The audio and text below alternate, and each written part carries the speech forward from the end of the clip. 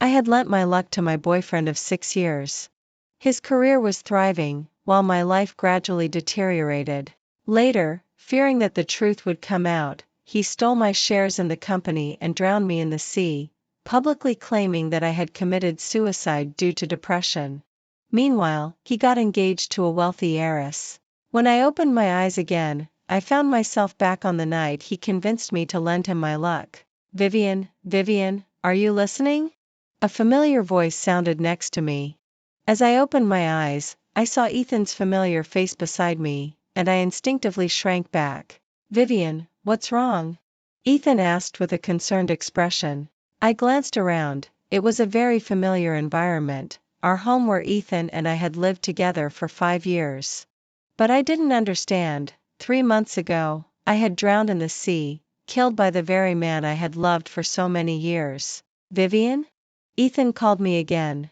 I turned to look at him and tentatively spoke. Ethan? Ethan frowned, displaying an impatient expression, but quickly returned to his refined demeanor. Vivian, please think about it. The company is really struggling right now, we're all having a tough time. I had Master look at your fortune, and he said you have a good fate. All we need is your birth date, some of your hair and nails, and a drop of blood to perform a ritual and borrow some luck from you. The company can turn around. Borrowing luck? I seemed to realize something and grabbed my phone from the table to check the time. It was June 23, 2017. Tears suddenly filled my eyes. I had returned to the day that changed my life. I had been reborn. Ethan saw me crying and couldn't hide his shock. Vivian, didn't you say you loved me? You'd give your life for me. Now it's just borrowing a bit of luck. You're not willing to do that? As he spoke, he turned away, pretending to be heartbroken. But it's also my fault. I'm useless and couldn't provide my beloved woman with a big house or the things she likes. Now I'm asking her to sacrifice for me. It's all my fault. He slapped himself a few times. I looked at Ethan's profile. He was indeed handsome. Many girls liked him back in school. But what I admired most about him in recent years was his ability to bend and stoop for his needs. Like now, he could slap himself to persuade me to lend him my luck. For instance, he had once held my hand and led me step by step into the sea while reciting love poems. Even when he held my head under the water, he repeatedly told me he loved me and apologized, yet he wouldn't let go no matter how I struggled. Ethan, please don't do this. I can lend you my luck. Can you give me 2 more days? Let me prepare. I wiped my tears and gently held his hand, which was still slapping himself. What's there to prepare? It's just these few things. Ethan frowned. Can you give me 1 more day then? I'm a bit scared. I don't really understand metaphysics, and I have some reverence for it. Let me mentally prepare myself. I compromised. Ethan nodded in understanding, embraced me, and kissed my forehead. Thank you, baby. I appreciate it. Then we'll go find Master the morning after tomorrow. We really can't afford to wait any longer for the company. I forced myself to endure the nausea from his closeness and nodded in his arms. 1 day was enough. It had been the same in my previous life. At first, I was reluctant to engage in such mystical things for career success. Ethan would lament his hardships and blame himself, slapping himself. My love-struck heart ached for him, and I agreed. I just hadn't realized that from the moment I nodded, my life's countdown had begun. Heaven showed mercy, since I was given a second chance. My fate could never be like last time. The next day, I excused myself, saying I wanted to rest at home to prepare for the ritual the next day, and didn't go to the company with Ethan. Once he left, I entered his study and rummaged through the trash can to find his trimmed nails. Ethan had one good trait: he trusted me immensely. Maybe it was because I had loved him so wholeheartedly over the years. Even after being together for so long, hardly anyone knew we were a couple, except for his business partners. I remained devoted to him like a loyal dog, which naturally earned me his complete trust. I collected the nails and then left the house. First, I leveraged my connections to buy some blood packs from a film crew shooting in the city. I filled a small bottle with some. Then, I went to a pet store to get a few tufts of black dog fur, and before heading home, I went to a nail salon to trim all my nails. That evening, I handed Ethan the fabricated birth date along with the things I had prepared during the day. His gaze swept over my neatly trimmed nails and the bandaged fingers, and he smiled with satisfaction as he patted my head. I pretended to enjoy it, squinting my eyes and smiling pleasingly.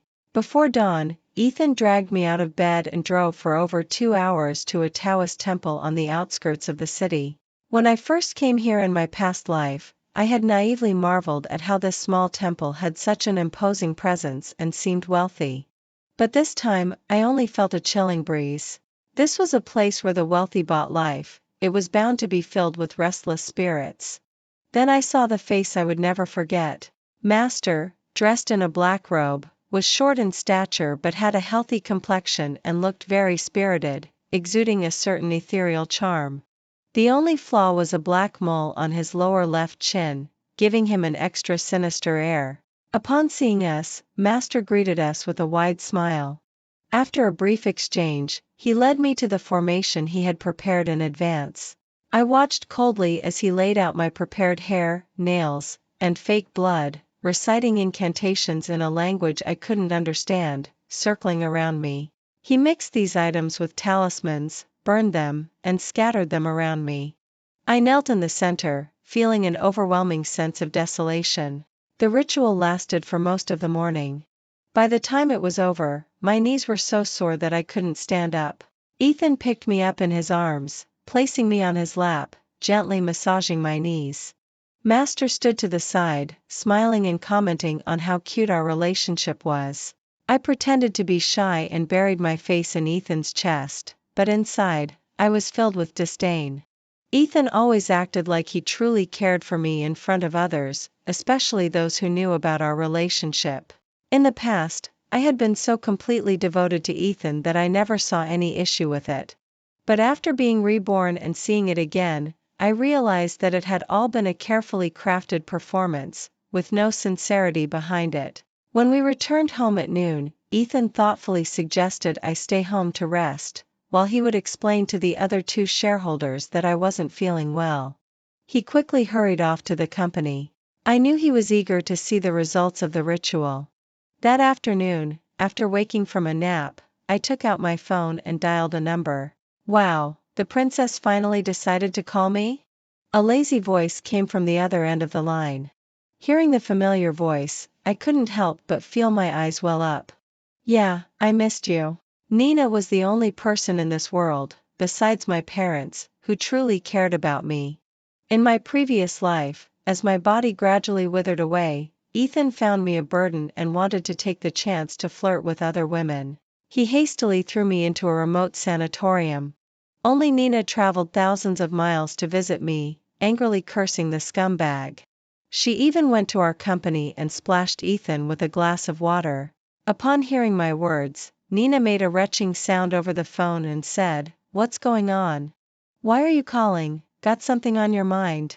"I want you to find someone to place an order with our company," I said. "Are you out of your mind?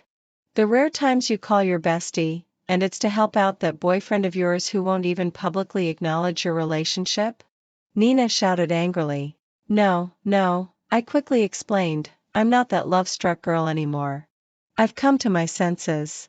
Ethan isn't worth it. But this company, it has my hard work in it too, and the other 2 partners are decent people. I want to reclaim my shares in the company." Nina was silent for a long time. Then she asked, "What made you suddenly realize all this?" I couldn't exactly tell her I had been killed by that scumbag in my past life and that I was reborn, so I gave a vague answer, "Well, something happened that made me see him for who he really is. Trust me, this time I'm truly over him."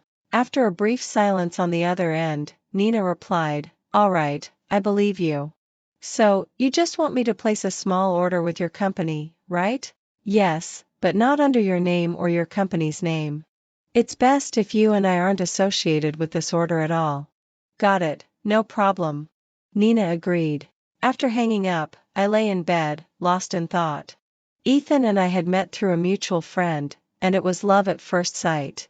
At the time, I thought he was a tall, handsome, and well-mannered guy. When I learned that he had started a business in his sophomore year, I admired him even more, thinking he was someone with ambition and drive. When we first started dating, he didn't want others to know we were a couple. Sometimes, when we walked side by side on campus and ran into people he knew, he would deliberately walk away or say that we were just friends. His explanation to me was that he was still just a poor student entrepreneur, and being with someone like me, the campus goddess, wouldn't be good for my image. He said he wanted to wait until he had achieved something before introducing me to everyone.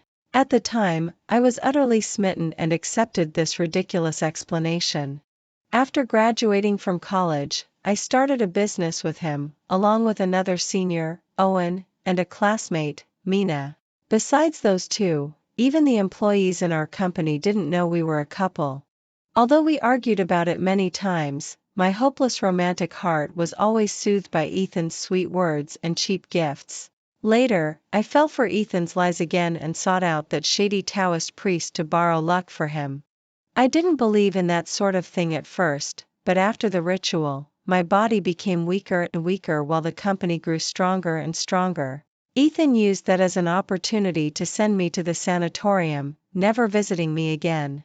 I spent my days and nights hoping he would come see me, longing to go home, to be with him. One day, my hope came true.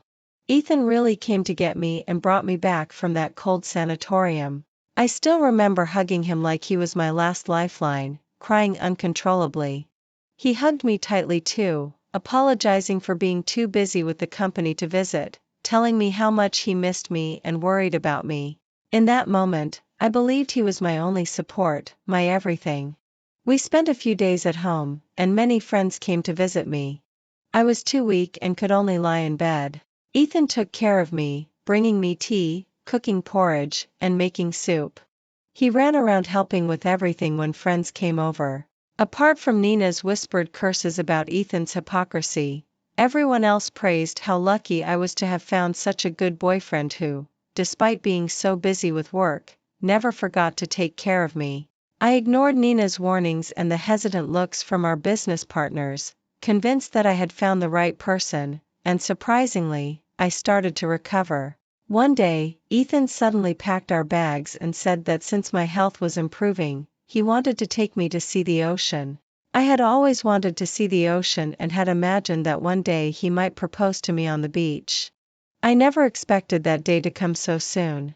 On the day we left, I even put on beautiful makeup, hoping to be in my best state for what I thought would be one of the most important moments of my life. The hotel Ethan booked was a standalone villa, with doors that opened directly onto the beach and the ocean. By the time we arrived, it was already late at night. Even so, we were still excited, quickly unpacking before rushing down to the beach. The moon and stars lit our way. We sat on the sand, carefree like we were back in college, listening to music, gazing at the stars, and chatting about everything. He kissed me, professing his endless love for me. The waves gently lapped at the shore, singing a sweet melody. "Vivian, I've heard that if you make a wish to the sea, it will come true. Let's make a wish together," Ethan said to me. I thought it was time. Maybe he was going to propose, so I let him lead me deeper into the sea. By the time I realized something was wrong, the water was already up to my chest. Ethan was tall, and the water only reached his waist. I was scared and wanted to run back to shore, but he held me tightly, pushing my head under the water. Desperately, I struggled, but he didn't let go.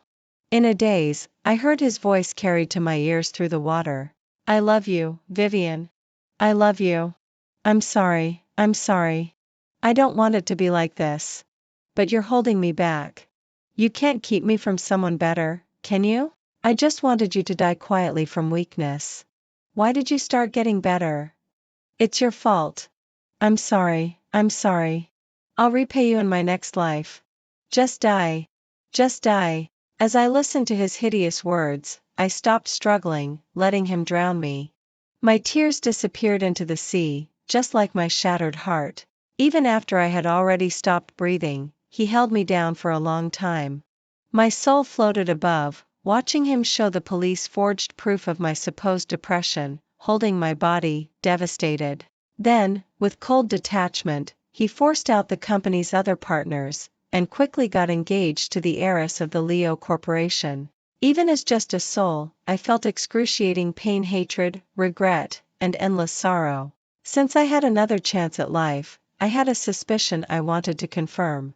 With the address Nina gave me, I stood at the entrance of a rundown house. I took a picture and sent it to Nina. "Are you sure this is the place?" "Trust me, go in." 2 years ago, my mom hired this private investigator to dig up the fact that my dad had 2 mistresses. "Believe me, they're solid," Nina replied instantly. I knocked on the door, and it was opened by a middle-aged man with a scruffy beard, holding a cigarette in his mouth. "Hello, I'm here on Nina's recommendation. I'm looking for Diana.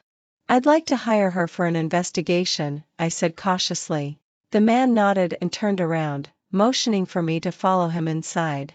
The office was small, so small that it only had 2 desks and a shrine for the god of wealth. Behind the largest desk sat a middle-aged woman wearing a bright red floral dress, with big, wavy hair styled like a landlord's wife from an old movie. She saw me come in and warmly welcomed me. "You must be Vivian?" "Hello, hello. I'm Diana, or you can just call me Diana. Since Nina sent you, we're practically family. Whatever you need, I'll investigate it thoroughly for you." Startled by her enthusiasm, I pointed at the scruffy man who led me in. "Wait, he's not Diana?" Diana waved her hand and sat back down. "Oh, that's my husband. You can call him Ben." She gestured for me to sit down in the chair opposite her. "So, what do you need investigated?" I nodded and handed her 2 pieces of paper that listed some basic information about Ethan and the places he frequently visited. "I suspect my boyfriend is cheating on me, maybe with more than one woman. I need you to investigate it. And I also want to know if these women are aware that he has a girlfriend." In truth, I should have suspected this a long time ago. Even though we were in charge of different projects, Ethan was always traveling for work. Back then, I only felt sorry for how hard he was working, and whenever he came home, I would make a lavish meal to reward him. Now that I think about it, there were signs all along. Calls in the middle of the night that went unanswered, unfamiliar perfume on his shirts, weekends out with friends where he didn't come home. I had my doubts, but he always managed to brush them aside. This time, I just wanted to know if he had been faithful to our relationship. The company has been busy lately. While the number of orders has been steadily increasing, it's still a tough time for us. I hadn't rested for long before returning to work. After all, I had another task to complete. If I wanted to increase my standing in the company, I needed to win over the other 2 partners. Ethan, afraid of anyone knowing about our relationship, insisted that we leave separately, even though we lived together. Today, I arrived at the office first. As soon as I walked in, I saw Owen in the break room. It had only been a few days since we last saw each other, but to the real me, it felt like a lifetime. Owen looked like he hadn't slept well in days, his face haggard and much thinner than I remembered. But when he saw me, he greeted me warmly. "Ethan told me you were sick the other day. Thanks for pushing through. But orders are picking up, and the company's on the rise. We just need to hang in there a bit longer." I nodded awkwardly. Though we started the business together, I was always seen as Ethan's girlfriend, so I had almost no personal relationship with the 2 partners outside of work. Owen wasn't much of a talker either, which made the atmosphere a bit awkward. We both stood in the break room in silence, sipping our coffee. "What are you 2 doing so early in the morning? Staring each other down?" Mina, dressed in professional attire and wearing flawless makeup, stood at the doorway of the break room. No, just drinking coffee," I quickly waved my hands. To be honest, I was always a little afraid of Mina. In the workplace, she was as decisive and ruthless as Nina. In life, she had a sharp sense of perception. In my previous life, when I had grown weaker from giving up my fortune, she visited me at home once. Her first words made Ethan and me freeze. She said, "Vivian, you don't look sick, you look like someone's drained your life force." Seeing her today, I felt a strange sense of excitement.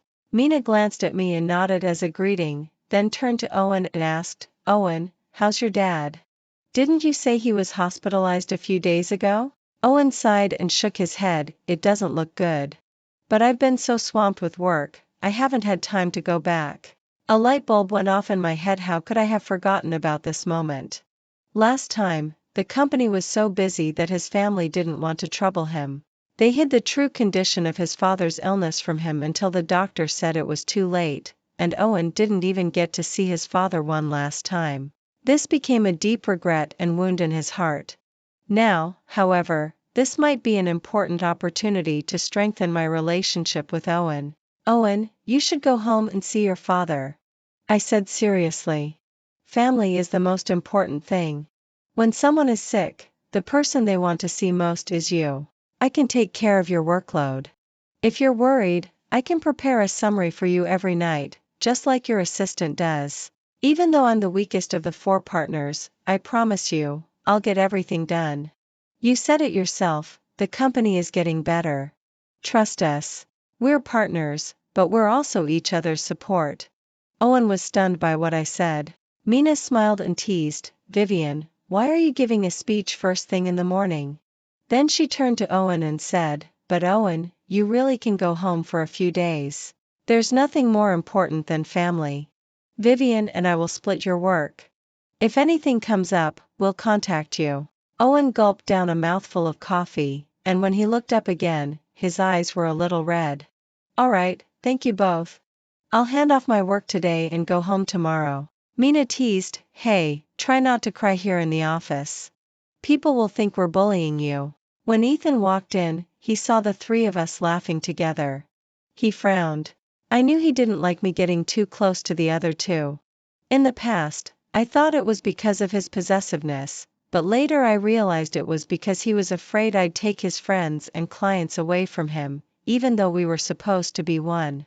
But he quickly composed himself and jokingly said, so this is why the office is empty, because all the bosses are slacking off in here. We all laughed and went back to our workstations. I kept a gentle smile on my face, but I didn't miss the fleeting shadow in Ethan's eyes when Owen gratefully patted me on the shoulder. Nor did I miss Mina's thoughtful expression as she glanced at Ethan. Owen left the next day. His workload was split between Mina and me, and as we worked closely together, our relationship grew stronger. Ethan noticed and became increasingly argumentative with me at home. I took the opportunity to move into the guest room. Originally, I thought about moving in with Nina, but it was still too early for that. A few days after Owen went home, his father passed away.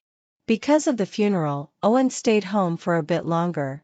During this time, I received a message from him, just 2 words, thank you. I knew I had made the right move. Meanwhile, I got word from Diana. That afternoon, we met at a coffee shop some distance from the office. Ethan had 3 mistresses. One of them knew about me but didn't care. She would be easy to deal with, I wasn't concerned. The other 2 were more noteworthy. One was a woman from Ethan's hometown, now working in this city. They had met through family introductions and had been together for 2 years. Both families knew each other, but Ethan used the excuse of focusing on his career to avoid discussing marriage. However, he would spend 1 or 2 days with her every week. The third woman lived in City B, where Ethan frequently traveled for business. They had met while traveling, and had been in a long-distance relationship for 3 years. She had even had an abortion for him. What was even more frightening was that none of us knew about the others. Ethan was a true master of time management, and we had all been played like fools. At the same time, he was also pursuing Leo Corporation's heiress. Even though I was sure I no longer loved Ethan, seeing these documents still brought tears to my eyes. My heart ached, as if this life's Vivian was crying inside me. Diana handed me a piece of paper and said comfortingly, I've seen a lot of stuff like this. Just think about what you want to do next. You're not married, so cutting off this jerk will keep you safe. I shook my head, composed myself, and said, it's not time yet. Please keep following him and take more photos. I'll let you know when it's time. I've already transferred the payment to your account. Thank you. Diana nodded in satisfaction. You're a smart girl. Don't worry, leave it to me. On my way home, I felt a bit dazed. I couldn't understand why I had wasted so many years of my life on such a filthy man. Feeling frustrated, I called Nina and invited her out for drinks. I also invited Mina, saying I'd introduce her to a new friend. We decided to meet at a small bar near the office. After a few rounds of drinks, I watched as Nina and Mina hit it off, and I suddenly realized how, in my past life, I had focused all my attention on that scumbag, neglecting the people around me who truly cared about me. Fueled by the alcohol, all the grievances and regrets I had bottled up poured out. I clung to Nina and cried, and she gently patted my back, understanding what I was going through. Once I finally calmed down, I told them about Ethan hiring a Taoist priest to steal my fortune, and I showed them the materials the private investigator had given me that afternoon. As they looked through the documents, their expressions grew darker. That bastard. Have you felt any physical discomfort lately? Nina asked angrily, throwing the papers onto the table, her tone tense with concern. I shook my head. I've already swapped out all the items. You know me, I am pretty cautious about these things. Nina nodded, finally relieved, but couldn't hide the anger in her heart. I can't believe I partnered with someone like that. It's disgusting. Mina took a big gulp of her drink. Do you have a plan? Nina asked, knowing me too well after being my best friend for over 20 years. She could tell I wouldn't show them this information without a strategy. I nodded. I can't leave this city, so I need you to go to City B and meet with Amanda. Mina, the company's going to face a tough battle soon. Everything Ethan has done will inevitably affect the company's development, so he has to go. Mina nodded in understanding. Got it. I'll also talk to Owen about this. After giving them instructions, I stared at my phone's screen flashing on and off. Ethan had been calling me nonstop. In 6 years, this was the first time I hadn't come home so late or answered his calls. He was panicking, but not out of love, just guilt and a desire for control. Nina, I want to stay with you tonight, I said, feeling wronged. Nina patted my head. All right, all right. Our Vivian has finally grown up and seen through that scumbag. Hearing that, I broke down in Nina's arms again. The cost of seeing him clearly was too high. But Ethan, I'm ready to start tightening the net. I hope you're prepared. The next morning, I broke up with Ethan. He rushed to Nina's house, his eyes red as he apologized, claiming he'd been too busy with work lately and had neglected my feelings, begging me not to leave him. He said he knew I was having a hard time too and shouldn't have ignored my emotions. Nina crossed her arms and watched him act. I cried along, playing my part. After I'd cried enough, I asked, Ethan, what's going on between you and the heiress of Leo Corporation? I heard she likes you. Ethan looked shocked and said, it's just for show. Haven't you gotten used to this by now? There are always girls trying to get close to me. Suppressing the urge to vomit, I replied, I've met Miss Owen. She's well educated, very pretty, and seems like a good match for you. Ethan fell silent. After so many years together, I could immediately tell that he agreed with what I said. I added another blow, my voice trembling with tears. I can't stop you from pursuing someone better, can I? Ethan bowed his head, silent for a long time, as if he'd made a tough decision. All right, but Vivian, even if we're not a couple, we'll always be family. You can always come to me if you need anything. Nina scoffed at how quickly he agreed to the breakup. I rolled my eyes and fainted on the spot. Nina, shocked, called the family doctor while Ethan panicked. The doctor said I was fine, just a bit anemic, probably from exhaustion.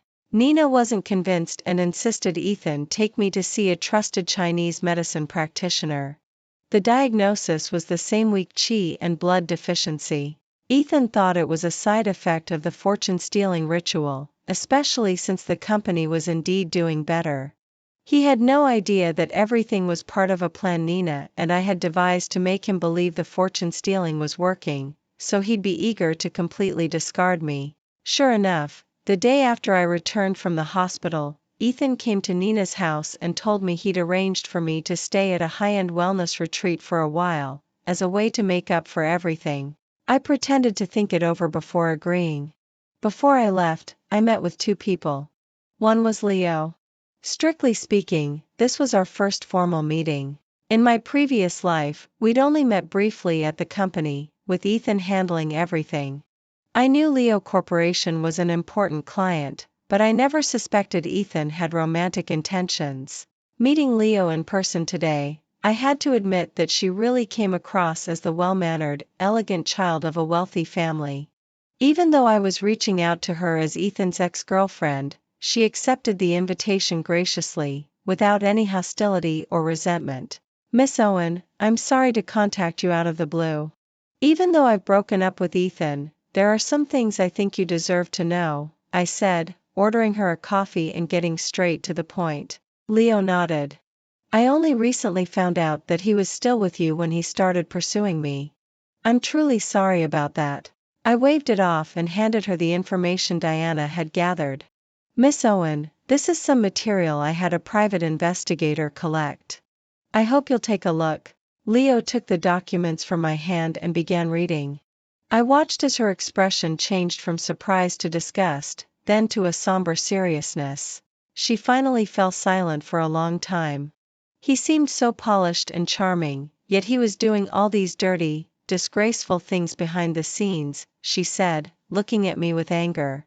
"Miss Owen, I understand that you may have developed some feelings for him during this time. But I don't want anyone else to go through the same pain I did," I said. Leo shook her head and replied calmly, "It was nothing more than a shallow liking. Now that I know the truth, all that's left is disgust. Someone like him doesn't deserve to associate with the Leo family." Hearing her response, I felt relieved. After exchanging a few more pleasantries, I excused myself, as I still had one more important person to meet. At a crossroads, I waited until Master passed by, having just finished some business. I greeted him, but he didn't recognize me at first. I mentioned Ethan's name, and only then did it click for him. "Oh, it's you. How's the company doing?" Master asked. I nodded and thanked him but mentioned I had some doubts and asked if I could take up 2 traffic lights worth of his time. This warm, slender old man agreed with a smile. "Go ahead, ask. I'll answer whatever I can." I asked, "Master, do you believe in reincarnation?" Master nodded. "There is definitely a next life. That's why people say we must do good deeds in this life, so we can be reborn into a good family in the next one." I smiled. Back then, Ethan asked me to borrow my fortune, but there were actually 2 beneficiaries. One was Ethan himself wanted to borrow my luck to rise to fame and fortune. The other beneficiary was you, Master. Someone who practices the spiritual path and has done so many evil deeds. Do you really believe there is a next life? Master was startled, staring at me in terror as he stepped back. I don't know where the strength came from, but I grabbed his arm and wouldn't let him go. He struggled and said, "But you haven't lost anything, right? You're standing here, full of life." "No, I'm already dead.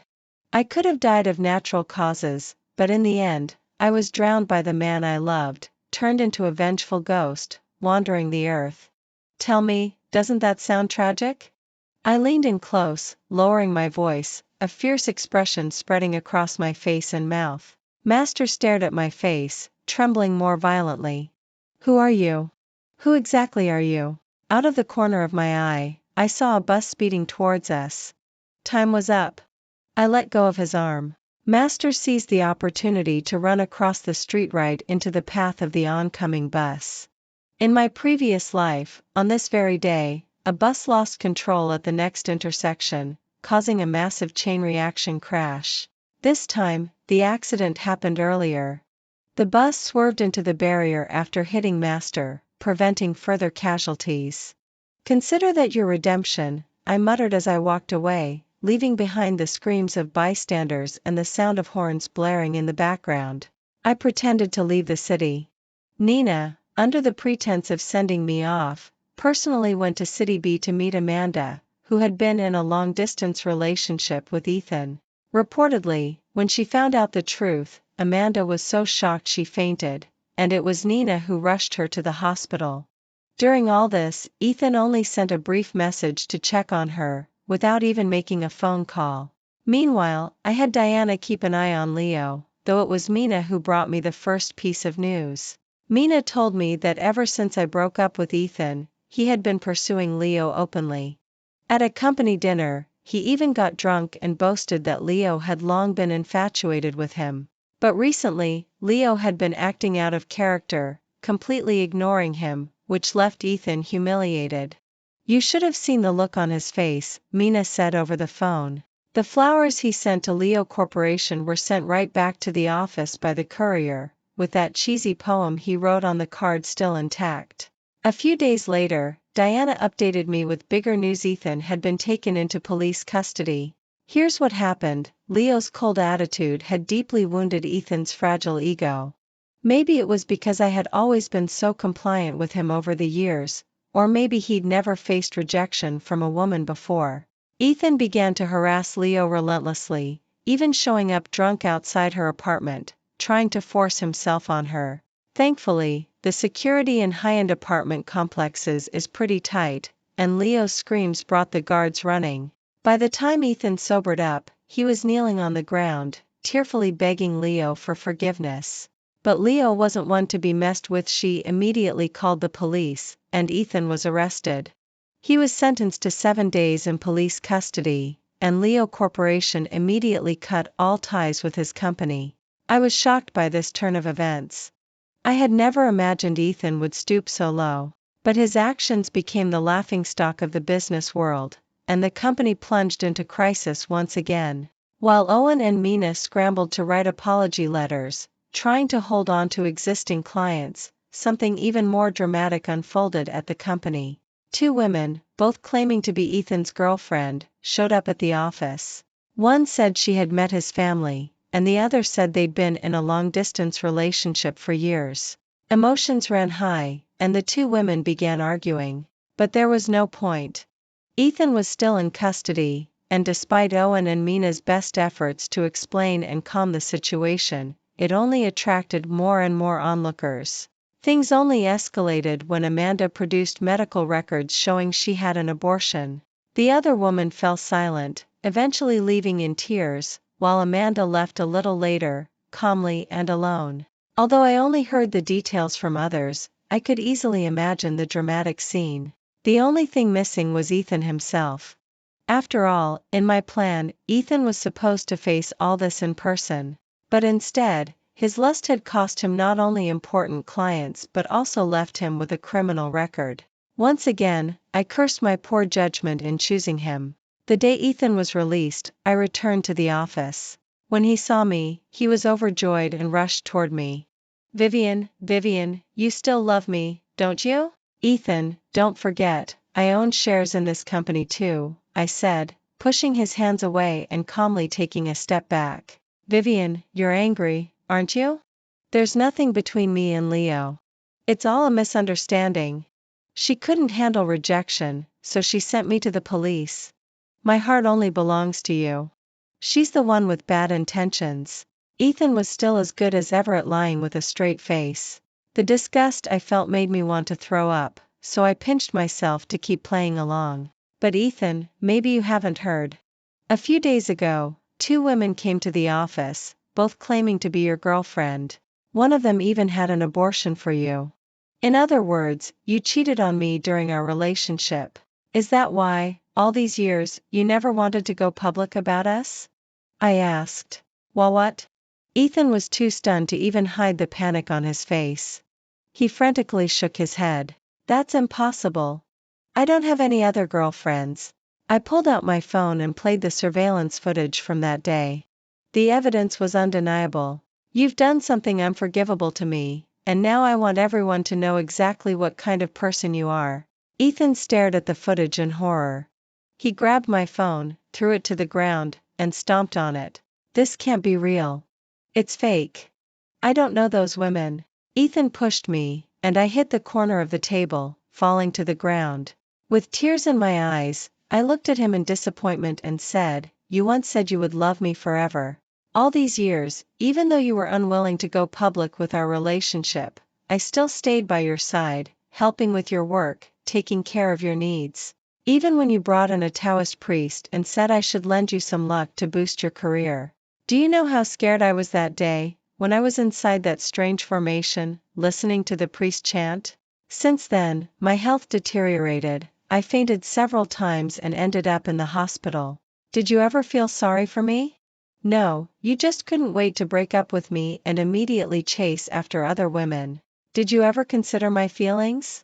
I cried out, tears streaming down my face. This time, I was crying for myself. Crying for trusting the wrong person, for being blind to the truth, and for wasting years of my youth. Ethan, enraged, rushed toward me, shaking me violently. You're talking nonsense. You volunteered for that ritual, and you're the one who suggested the breakup. You brought this on yourself. You deserve it. I said nothing, silently letting my tears fall. Seeing my silence, Ethan became even more agitated. You deserve everything. I should have taken all your luck back then, shouldn't have left you with a single breath. You were so stupid, giving me money to start a company while I was out sleeping with other women. You thought I was working hard. A fool like you deserves to be treated this way. Why did I waste 6 years of my life with a woman like you? I should have been with someone rich like Leo. I could have been married by now, instead of being stuck in this lousy company with those two idiot partners, doing these worthless things. Taking advantage of his agitation and our proximity, I lowered my voice and whispered in his ear, Ethan, you still don't know that Master is dead, do you? Do you know how he died? He was hit by a bus, crushed to death. And guess what? The real Vivian is also dead, drowned in the ocean where she had long dreamed of being proposed to. With that, I shoved him hard and shouted, you'll get what's coming to you. Ethan stared at me in shock, his expression gradually turning to terror. Who are you? Who are you? I'll kill you, I'll kill you. He looked around, trembling, then grabbed the coffee machine from the break room, trying to hurl it at me. As I screamed, a group of police officers burst in, pinning Ethan to the ground. Mina rushed in behind them, wrapping her arms around me as I lay on the floor, too frightened to speak, sobbing uncontrollably. Owen, looking disappointed, watched as the police handcuffed Ethan. Everything you just did was live-streamed. So, in your mind, all these years of working together were just for a lousy company, and we were nothing but a bunch of idiots. You're a real disappointment. Ethan seemed not to hear him, his eyes fixed on me as he muttered, I'll kill you, I'll kill you. From an angle only Ethan could see, I looked directly at him and slowly curled my lips into a smile. Ethan, crazed, tried to rise again but was forced back down. The farce ended with Ethan's arrest. It was said that he continued behaving erratically at the police station. Sometimes yelling at thin air, I'll kill you. And other times kneeling, apologizing repeatedly, I'm sorry, I'm sorry. In the end, he went mad and was sent to a mental hospital, where he wouldn't be getting out anytime soon. The storm passed, and the skies cleared. With the cooperation of Owen, Mina, and me, the company got back on track. Leo remained grateful for the warning I had given her back then, and through her connections, our company re-established a partnership with Leo Corporation. Things will only get better from here. And so will I.